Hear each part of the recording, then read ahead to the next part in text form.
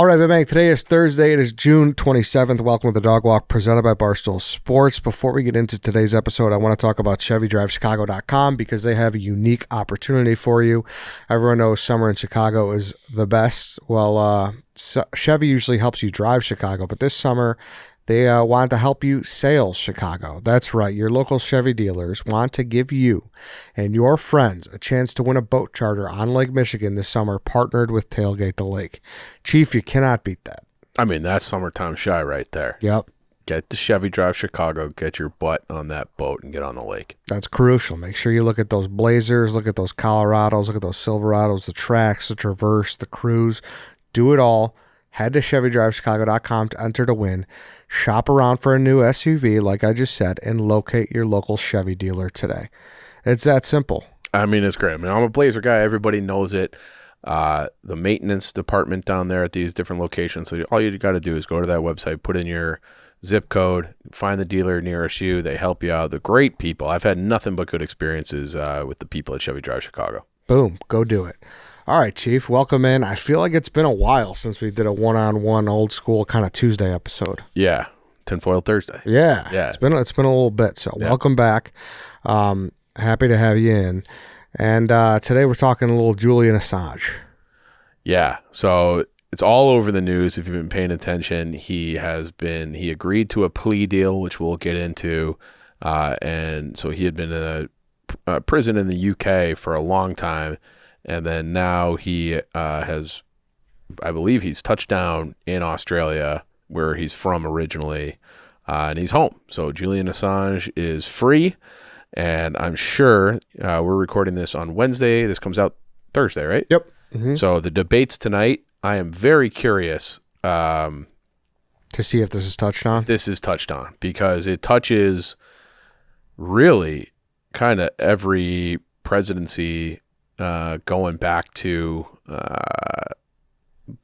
Bush, because he founded WikiLeaks in 2006. Okay, so 2006, when he had been a hacker, going back forever into even the 80s. But WikiLeaks is 2006, and that was a place where whistleblowers could upload and send documents anonymously.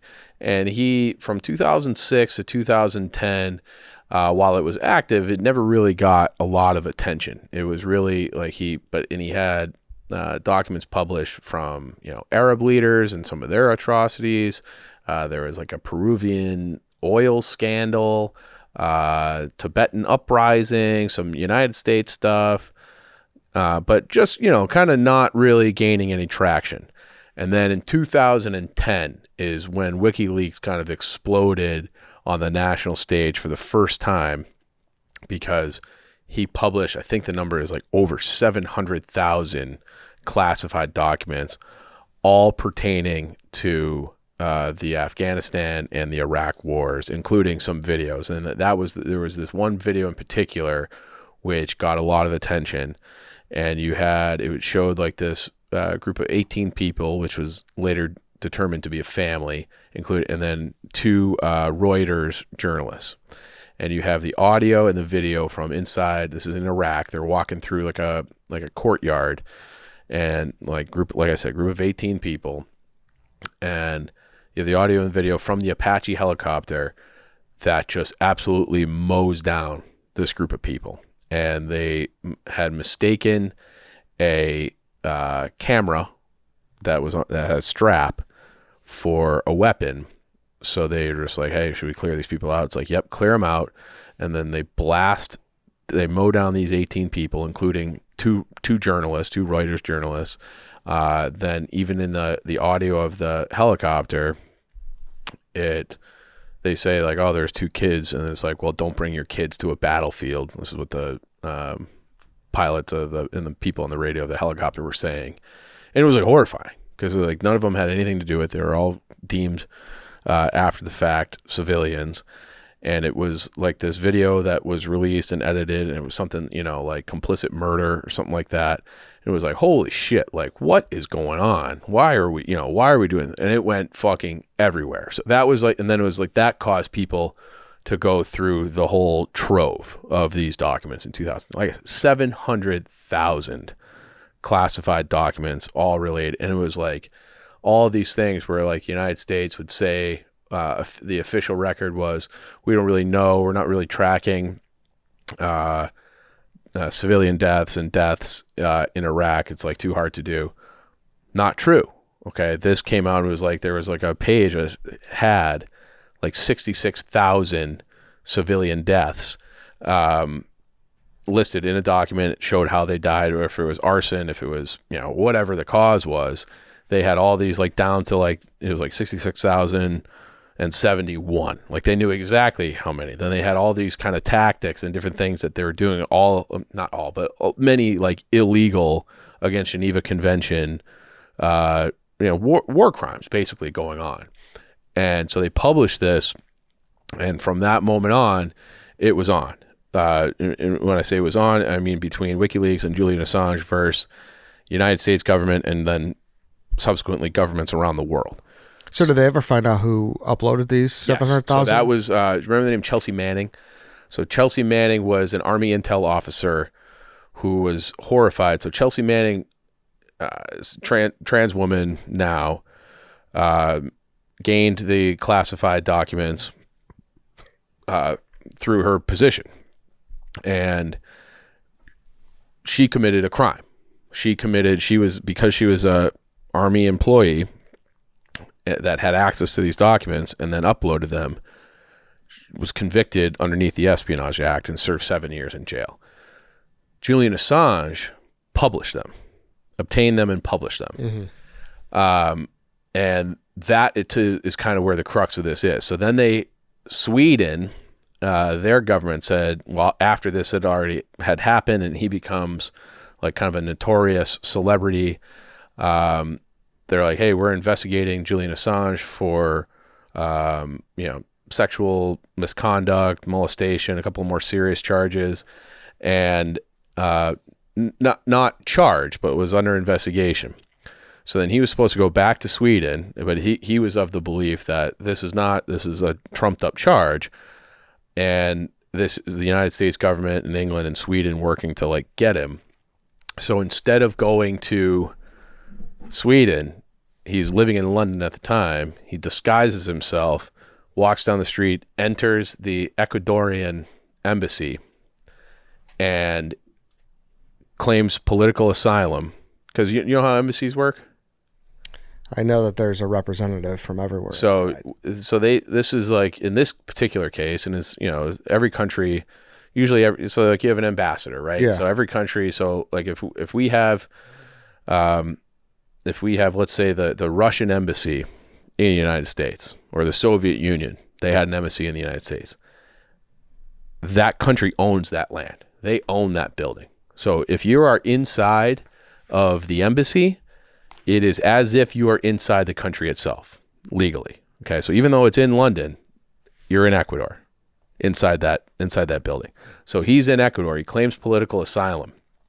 And so the UK government has no grounds to storm the embassy, because it would be like they are invading a foreign country. It'd be like they're invading Ecuador. So they can't do shit. Yeah, bad precedent. You're invading a country, yeah. A sovereign country. That's really what that is. Okay. And so he's inside there. He claims political asylum. They grant it to him, but he then cannot leave, because if he sets foot outside, he's arrested. And if you go back to 2010 or 2011, there are just like around the clock police presence outside of the Ecuadorian embassy to basically, like, if you step outside to take a piss, you're getting arrested and sent to jail, possibly extradited to the United States, what have you. So he's in that Ecuadorian embassy, effectively in solitary, almost basically like solitary confinement in a lot of ways, for 7 years, waiting out this situation. In the meantime, okay, so now he's in this, he never stops running WikiLeaks. He's just running WikiLeaks from inside the Ecuadorian embassy in London. And so now he's the U.S. government, the Obama administration is like, and you have like all these talking heads, like we should just kill this guy. Like there is a former State Department guy who is on like Fox News or MSNBC or like that. He goes, we should just illegally kill the bastard for doing these leaks. And like these leaks, like these are U.S. documents. These are things that they have classified, but they're things that they have internally acknowledged as true. So no one like debates the veracity or saying like he doctored these documents or, fabric, whatever. Like this is like, these are internal U.S. documents that just paint us in our government in a horrible fashion. And it's like, and so everyone starts asking, questions that, because no one really knows what's going on the ground, right? It's just like it's other side of the world where we know we're at war. We see the shock and awe, the things on TV, things coming through CNN and whatever. We don't really know the horrors that are going on the battlefield. So the government is irate and out to get him, but he never stops running WikiLeaks. In 2016, that's when he gets into Hillary's emails. And like Hillary's, when that leak happened, the original one in 2010, she's Secretary of State, right? So she's working for the Obama administration. So like a lot of her documents are out there. Like it's just like this huge black eye on the United States. So then he goes into, like I said, he leaks all the Hillary documents, right? All the John Podesta emails and the DNC emails where they had Debbie Wasserman Schultz, who is the head of the DNC at the time, basically admitting through emails that they're trying to sabotage and subvert the Bernie Sanders campaign to give it to Hillary. All these like scandals come out, and he releases them kind of strategically in October of 2016, right before the election. And Trump, when he was running, he'd be on like, Trump used to do his rallies or whatever. He's like, oh, I love these WikiLeaks. These are incredible leaks. All those WikiLeaks. Like he's just, going on and on about the WikiLeaks, and they're very damaging to her campaign to the point that Trump, obviously among other things, but there's no question that these leaks helped Trump win that election in 2016. Okay. Because it just showed though, this is like a very corrupt process. They worked together to conspire to steal it from Bernie, all these things from 2010 when she was Secretary of State, all these other nefarious things that came out. And so then Trump gets into office, and the United States government has, in the meantime, charged him with 18 different counts related to the 2010 dump that came from Chelsea Manning. And like I said, Chelsea Manning, Espionage Act, you're a United States government employee who leaked, and the Espionage Act goes back to World War I, where it was like, and it's like a very detailed thing where it covers like mining, aircraft, like basically any state secret that you release without authority that could potentially help another nation against us. Okay, so he released them not to a nation necessarily, but to the entire world. And the government alleges that like this puts, our it's like a national security threat, and it puts our people that are on the ground, our soldiers, CIA, whoever, in harm's way by releasing methods and everything like that. So that's what they were alleging that he violated, that he was hacked. It was like three kind of like categories of charges. They had hacking, which is like the least serious charge. If you're guilty of that, you get a 5-year sentence. Aiding, and soliciting, okay, which they're basically like he incentivized Chelsea Manning to release those documents to him with the understanding that he would publish them. And then the third was the publishing.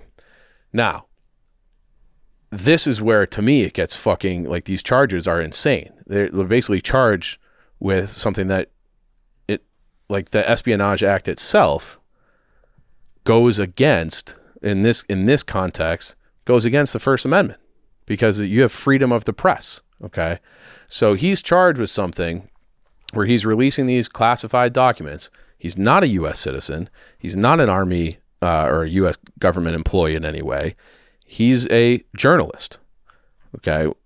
Journalist they publish leaks and stories and sources from government agencies all the time. The New York Times, in particular, they published, and The Guardian, like all these publications all over the world, published things that were in those documents. So if they're publishing it, they're committing the same sort of crime that he did. So it's like, how is he guilty of it? And having to be held up in this Ecuadorian embassy in like a little small apartment. And there's like videos of him like in this, like his whole living quarters is smaller than our studio. Okay, so his bed, his kitchen, is fucking everything. They show him like skateboarding in like a 4-foot area inside his apartment in the embassy, and they're out to get him for leaking things that show what the government and the military is actually up to and what the DNC is actually up to. And is it because it was more like in your face? Like these are the actual documents versus like if someone hit up the Post was like, hey, here's a leak from the Trump camp. But think about, yeah, totally. But think about any time that there is, this type of thing happens virtually every day. Government source says, government source does XYZ, Yeah. CIA intel, Pentagon official, and like those leaks about Iran and North Korea and wherever else in the world, those things happen all the time. But people brush them off more because of that. Because it's not a written document. Yeah. I mean, but we've had documents leaked about other wars too. Mm-hmm. It's not, but this is a case because I think that it was so damning that I think they were trying to make an example out of him. And so Trump, who in 2016, in the run to the election, was saying how much he loves WikiLeaks, okay, because it was making Hillary look fucking terrible. He gets it, inaugurated in 2017, and his tune changes. His tune goes from "I love WikiLeaks" to "I don't really know much about WikiLeaks. I'm not really up to speed. I don't really know anything about WikiLeaks," and just like brushes it aside. Then later in 2017, from that same Ecuadorian embassy, he does another massive dump of all these CIA documents. Okay. At that point, they're calling him a traitor. The government's calling him a traitor.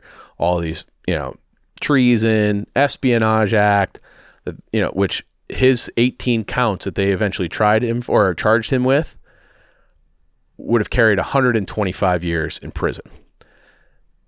He also released, this is like biting the hand that feeds you, but to me, it kind of shows that he's not really working for any government, and he just kind of publishes things that he sees fit indiscriminately, publishes some damning information about the Ecuadorian president. So then reports say, Ecuador's kind of getting tired of this guy. He's like a nuisance. We don't really love having him around in this embassy. They eventually kick him out. He's arrested on the spot and moved to high security prison about 45 minutes north of London. So now he's fucked. Okay, so now he's in jail, basically holding him in solitary confinement again for years. And they're working on this extradition charge because the United States wants to bring him to the United States, have him serve, have him have a trial, and then sentence him to 125 years in jail. And so he gets there's a judge, I think this is now in like 2022, that a judge finally rules that we're gonna extradite him, and he appeals it so to delay the process, but the judge in England approved it that he was going to be sent to the United States, because now we're all the way into like the Biden administration, right?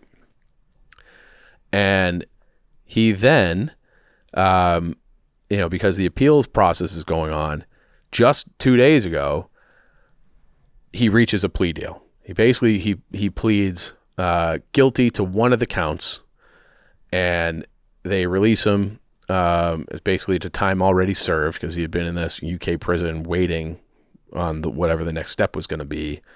And in that prison, like the UN had ruled that it was like basically torture because he's basically in solitary confinement. They're saying that he was denied medical treatment, that they were just basically like, we're just going to hold this guy here until he dies. It was the speculation, because if the UN is saying they're denying him medical treatment and he's deteriorating, that's a word I always struggle with for some reason, that he will just die in this prison without ever standing trial for a crime that is really not a crime.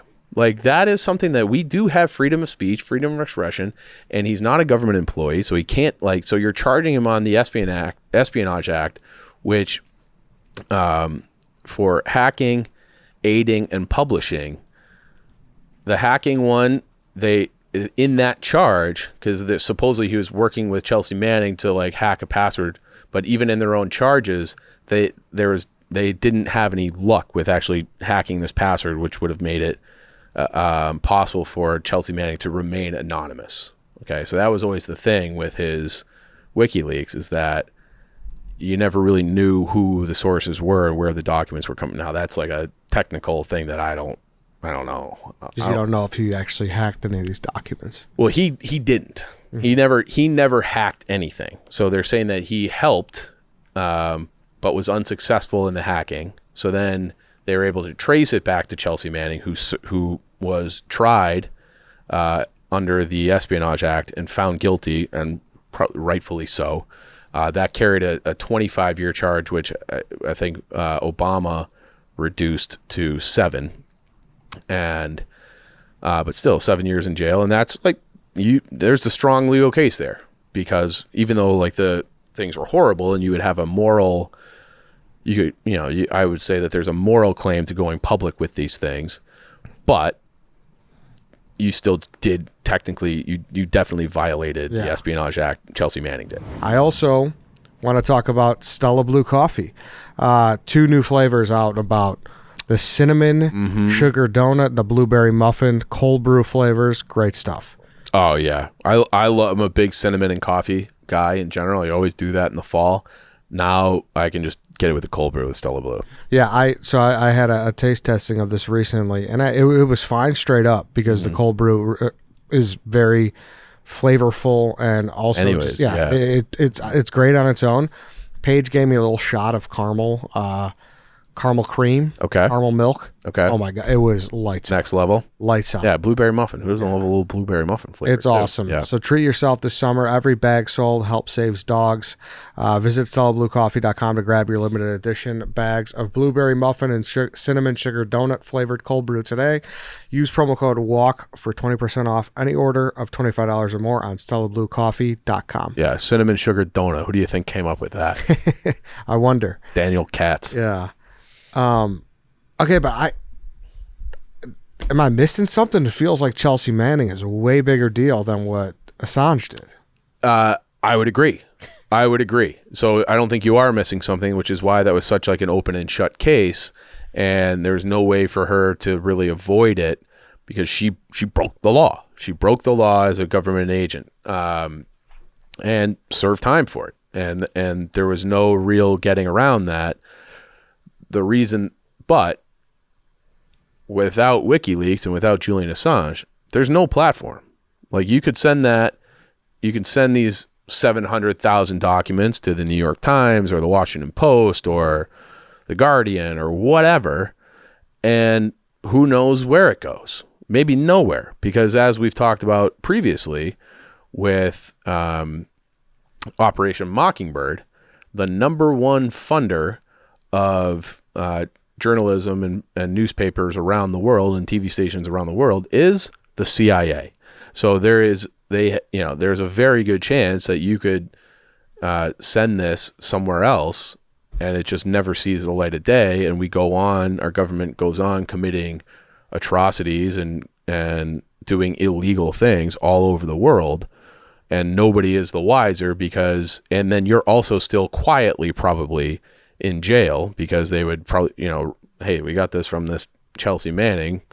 You get taken away in handcuffs and you serve your Espionage Act, and nobody knows your name, and you're probably in there for the full 25 years. But it's like, because you're a public figure, you, due to WikiLeaks, you only serve, you serve the full 25 and no one knows about it. So that, yes, I would say that is a bigger deal, but it was the WikiLeaks that gave it the platform, which spread it all over the world, which is in the documents, that the charges actually say like spread it all over the world, because under the Espionage Act, it says to help another country. So it's like, hey, I'm stealing this and I'm giving it to, the Nazis in World War II, or you're giving it to the Soviet Union. Like that's typically like you're trying to aid and abet or aid another country to subvert the United States as a United States federal employee. But Julian Assange wasn't any of that. He was just like a rogue internet, what he would say as a journalist. And I think that's another important distinction here, because I've seen people be like, well, he doesn't work for the New York Times. He's not a journalist. He's just like an angry guy online or an activist online. He's not a journalist. Journalist is not a legally defined term. Like, you don't need to be working for the New York Times or some major publication or have a license or anything like that. Like, if you, in this day and age, if you have a Twitter account, you can be a citizen journalist. And I would say that that's what Julian Assange was, that he was a citizen journalist who was out to expose government-led corruption, atrocities, crimes all over the world, not just the United States. The United States, because we were fighting two wars at the same time, obviously that, the finger was pointed at our government the most. But like I said, like there was the Tibetan thing, Peru, like he went after all sorts of government agencies. And then there was other things like some that came out in those documents where the United States State Department, which I believe this was Hillary Clinton at the time, they were trying to, remember when Obama was running? Maybe you don't, but he was like, I'm going to close Guantanamo Bay. Mm-hmm. We're having all those, and they never did it. It's still open. Okay. And they would send these messages like a quid pro quo to Belgium specifically, be like, hey, if you take some of these prisoners, it will really improve your standing in Europe, because, we'll back you on other things if you help us out on this. And I think Belgium said no, because no one wanted to be responsible for these, terrorists or alleged terrorists that were arrested and put into Guantanamo. But it was just like, they're trying to use all these sorts of, back channels to help their own cause. And it was like, if you help us with this, we'll help you with that. But it's like, those people aren't, they need to stand trial or do something. Like, they're just there, they're held indefinitely at this place that's like outside of international law. It's like a U.S. base off, in Cuba, where they're just holding prisoners indefinitely. So, it's like a legal quagmire that no one really knows what to do, because you also don't necessarily want to release all these people. But then it's like, how do you manage it? I don't know what to do about that. That's not what this is about. But it was like all these kind of little secrets and dirty tricks that just is like very embarrassing for the government and like damaging to the government. Well, Dumb question, but might be dumb. I don't know. What's the problem with Guantanamo Bay if they're not torturing them? You're just going to have prisoners in jail without their freedom indefinitely with no trial? That's a problem, I would say. Now, some of them are probably out and out legitimate terrorists guilty of things, but I just assumed all of them were. I think some of, I don't think all of them are. I think some of them are. I don't know what you do with that. I don't know how you process that, but it's been one of those things where it's like, this does not meet our legal standard. Okay. It's basically like a giant CIA black site where it's like, I don't believe they're getting tortured there. Like, you build them soccer fields, but it's like, I'm sure they'd rather just go home. And, so you snatch up all these people up in a raid, and it's like, maybe they're terrorists, maybe they're not, but some of them you definitely know, and other ones you just don't, but they're just there. And it's like, so people have been released from Guantanamo before, many times. But it's like, there's a lot of people who are just still there. And it's like, what do you do with these people? What do you do with them? I don't know. But it's like, how many people are in Guantanamo right now? That is a good question. I don't know if anybody knows the answer to that. Maybe ask Julian Assange. As of December 2023, 30 detainees remain at Guantanamo Bay. Only 30? That's what this says. Okay. Interesting. It's compiled from various sources and is incomplete. So who knows? Yeah. So who knows? So it says 779 detainees have been brought to Guantanamo. So it's a much, and there's, if you go on Wikipedia, there's an entire long list of supposed terrorists. But like, and some of them have like little notes about them, but then other ones are just like these, they're just blank, you know? So it's but it's like one of those things. Again, I don't know what the solution is for that, but it's the fact that they're trying to, you know, have Belgium and other countries like help them out of this jam, and who knows what the exchange is exactly, but it's like basically like, hey, wink wink, nod nod, you scratch our back, we'll scratch yours. Like, that's not a good look. No. And these are all these things that are found in these WikiLeaks document dumps. And you know, when you have like, when they're overtly, when it's, no one likes being caught in a lie, and that's basically what Assange did. He caught the United States government, the military, the CIA, the DNC, all these different people, the highest ranking government officials, caught them in lies that they had been telling for a decade. So before we did this, you mentioned you're like, this is something I care a lot about. Yeah. And I assume that's because freedom of speech. I think that you're right. Assange should be able to run this site because he's a journalist, and correct. We have laws that protect him. And also, just don't do this shit. Okay? Act accordingly. Act honestly, so we actually have a free and fair government that represents the people, as opposed to these. If you're doing things in secret, if you have to like go through all these lengths, there are definitely instances where, you know, there are things for national security, and you want to protect, you know, our troops and our people, you know, abroad, that you don't, it's not everything is so cut and dry. But if you're doing these things and you know how many civilian deaths there are, and you're actively working to cover it up, maybe you should be changing your ways and means so this is not an issue. Or maybe you shouldn't be lying to get us into war in Iraq to begin with, which they also did. And it's like, this guy risked his entire life, spent time in jail, spent time living in a fucking room in an Ecuadorian, you know, without being able to leave. And they're saying like he's basically has all the psychological damage of being held in solitary. And this is like the UN said that he has all this psychological damage from kind of living a life of solitary confinement for over 10 years now. Mm-hmm. And do you believe it's a national security threat? That Julian Assange is? Yeah.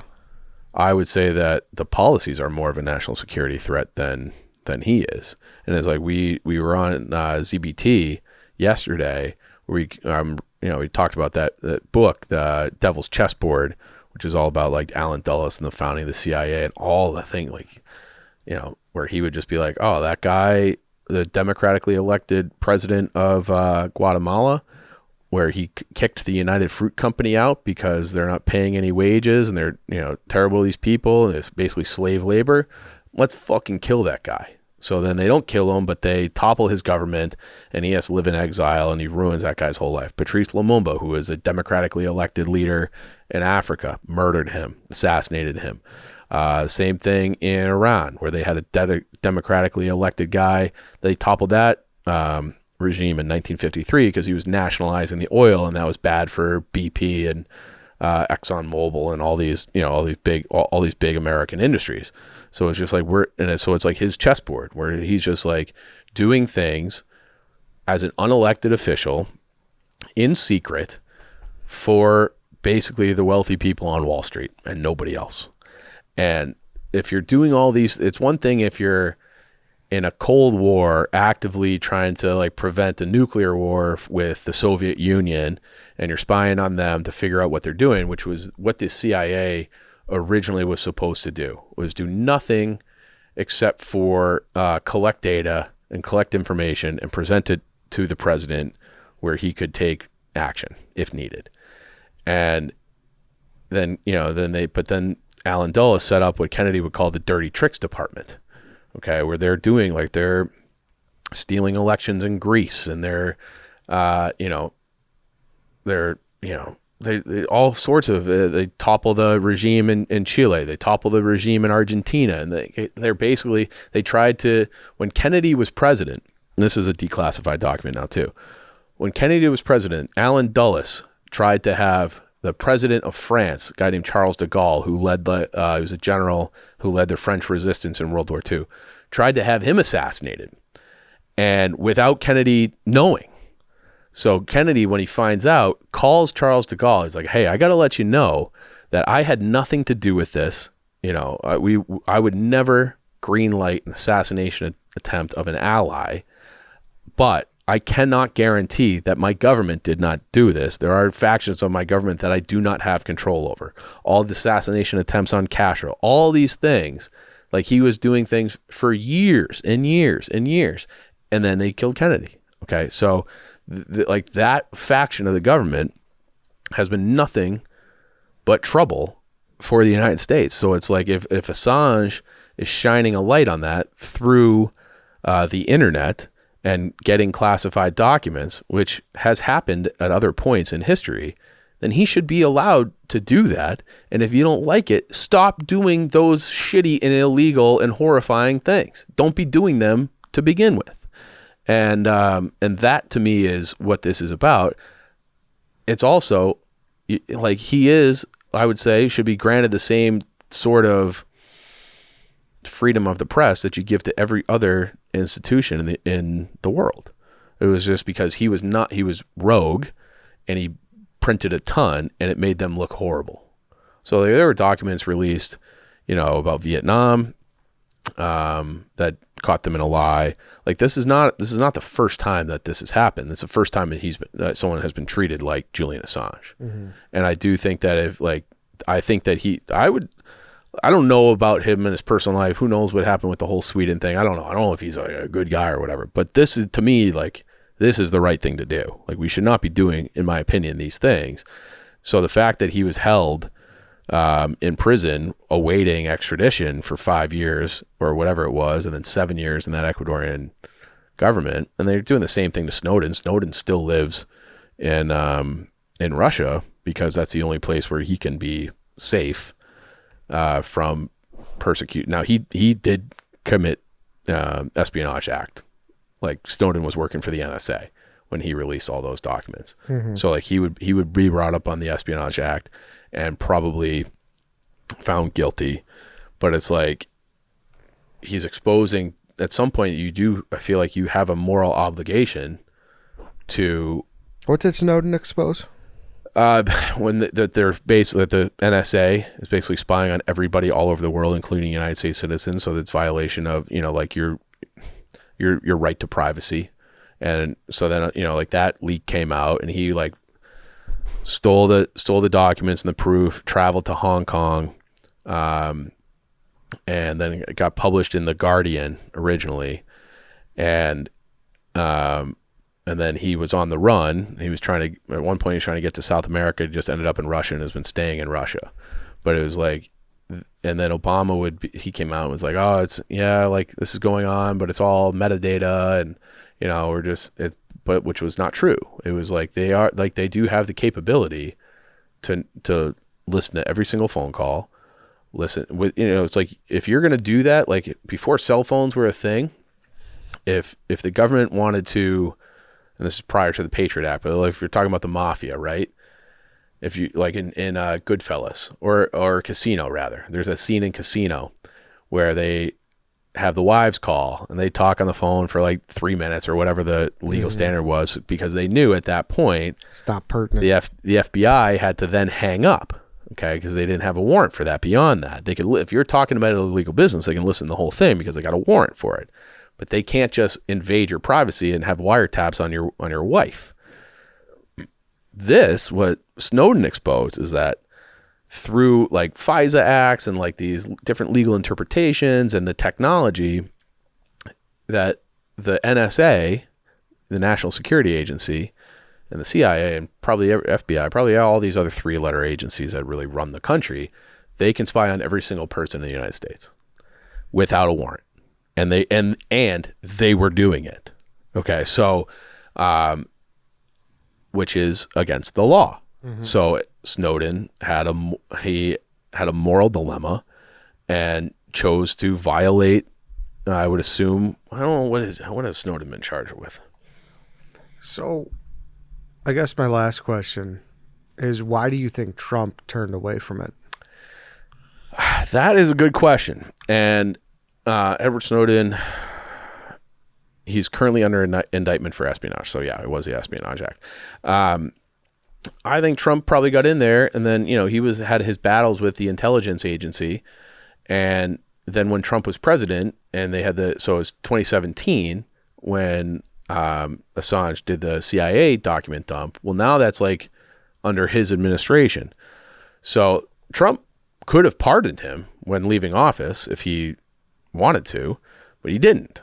And Biden could have pardoned him, because I've seen people on Twitter being like, oh, this is a win for Biden and the freedom of the press and all this kind of stuff. But like, Biden didn't pardon him either. It was just like they agreed to a plea deal. So he still has, like, technically he's guilty of one of the acts that they charged him with, or one of the counts rather that they charged him with. But he's not innocent, and he's not, he's free, but he's still convicted technically.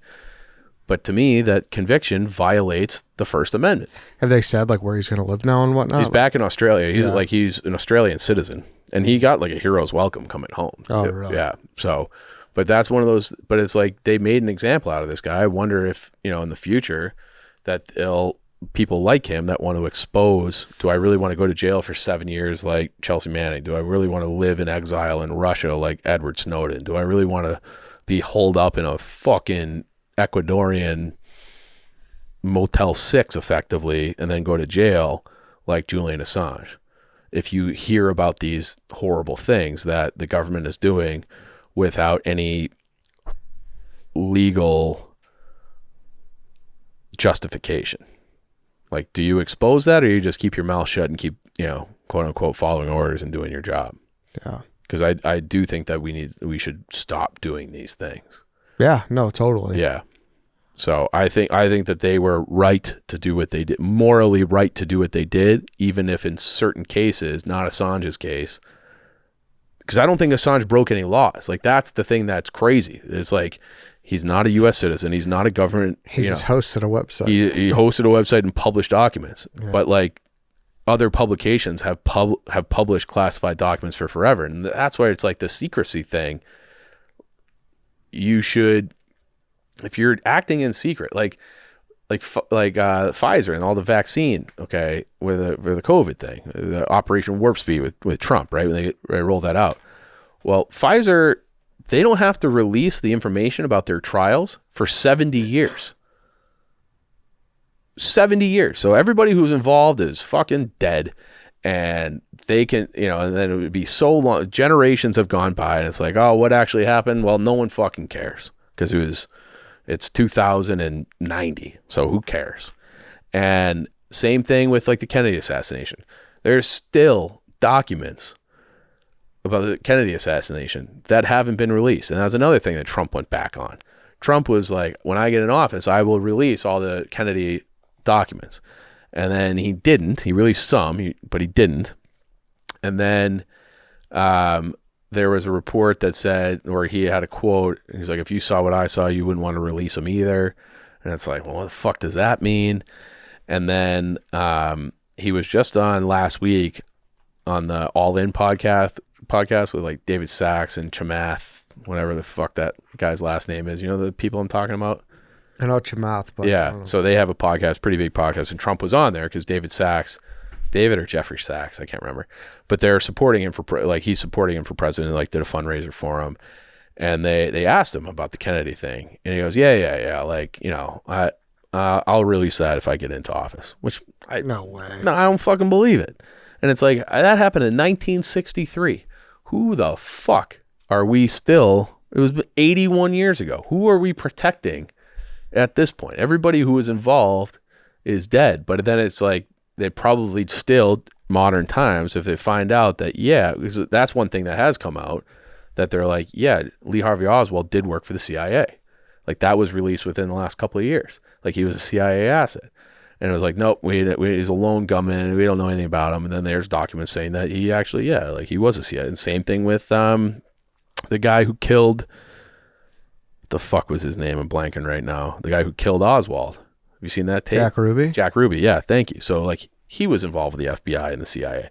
And it was like all the people who were involved in the killings, or at least some of them, they all had CIA connections, but then they were just lone crazy gunmen. Like, I don't think so. And then, that was another thing that got found out through declassified documents, not recently necessarily, but like MKUltra, which is another Alan Dulles project, where they were just like, we're going to just dose people with drugs and try to come up with a way to basically create his goal. He wanted to create Jason Bournes. Mm-hmm. It's like that we can just hypnotize and manipulate people to be assassins, to be robots, to be whatever in this fight against communism. And so that there was this one, and they would take it with prisoners or people with Down syndrome, and they would just illegally test like LSD and these other psychedelics on people. There was one guy, they dosed him every day for 77 days and his brain broke.